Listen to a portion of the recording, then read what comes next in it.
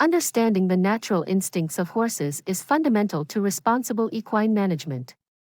In this way, it will be possible to correctly adapt these instincts to various equestrian activities. It is important to consider that all equestrian activities depend on the cooperation and performance of horses in various sports or disciplines, including racing, jumping, and polo competitions. In this sense, identifying and incorporating natural equine instincts into the practices of every equestrian sports industry is crucial to promoting and optimizing performance.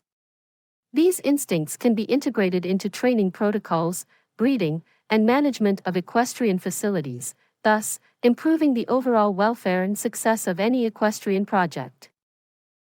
Although it may seem obvious, these instincts are already incorporated into the intrinsic nature of all equines raised in stabling conditions. Therefore, when managing any type of equestrian property, it is necessary to provide the ideal conditions so that every horse, regardless of the sports discipline to which it is destined, can express these instincts as it would in free-living conditions. For this purpose, the characteristics of the establishment, its management, as well as the breeding system, should closely resemble the conditions that the equine encounters in the wild. One of the adaptations to consider regarding equine instincts is related to the space per animal in equestrian facilities. This is particularly noticeable in equine breeding centers, also known as studs, as these environments most closely resemble the natural environment of horses in the wild. Ideally, these animals should have 1 to 2 hectares of space per animal. This will allow them to move freely for most of the day, with ample grazing opportunities, similar to free-living equines, which can graze continuously for 16 hours a day. This premise should even be considered in equestrian centers where the most predominant type of equestrian facility is stables or boxes. It is preferable to opt for the construction of relatively spacious environments, boxes, as this will promote a greater degree of movement in the animal. However, if only small spaces are available, it should be compensated with greater labor demand from the staff responsible for cleaning the environment. This is especially true if the horses spend most of the day in these environments. Feeding in equestrian establishments should also be adjusted to resemble conditions of free living.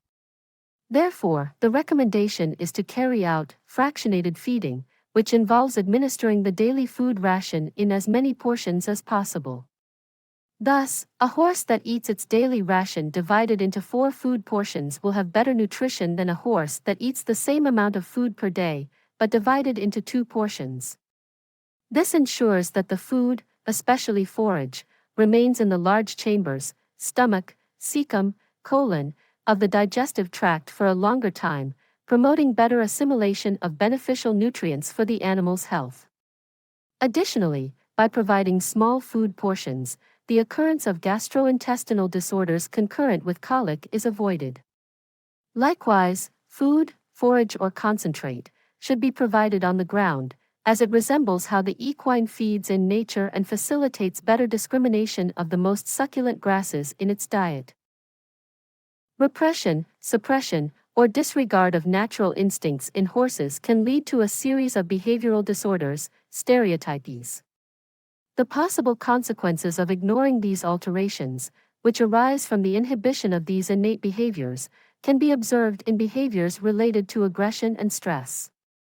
Some of these behavioral alterations include biting non-food items that are part of the equestrian facility environment, such as wood from doors and windows of the boxes.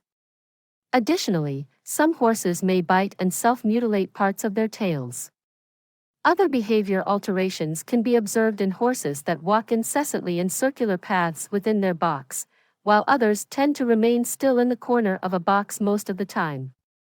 In some cases, some horses tend to swing their heads from side to side on the outside of their environments, boxes.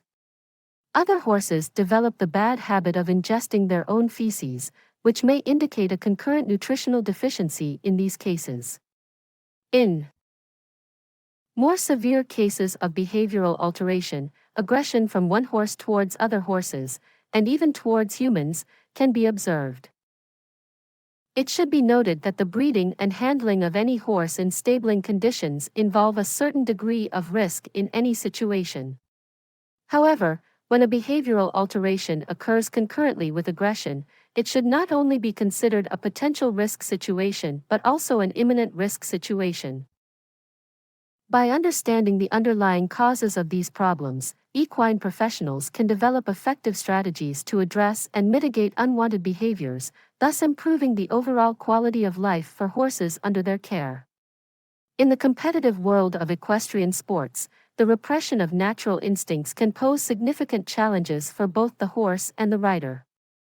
In disciplines such as racing and jumping competitions, the interests and demands to achieve maximum performance can exacerbate the manifestation of unwanted behaviors. Therefore, by implementing specific training and management approaches that consider the natural instincts of the horse, these animals can address and overcome any type of competitive challenge, promoting a more harmonious partnership and achieving optimal performance results.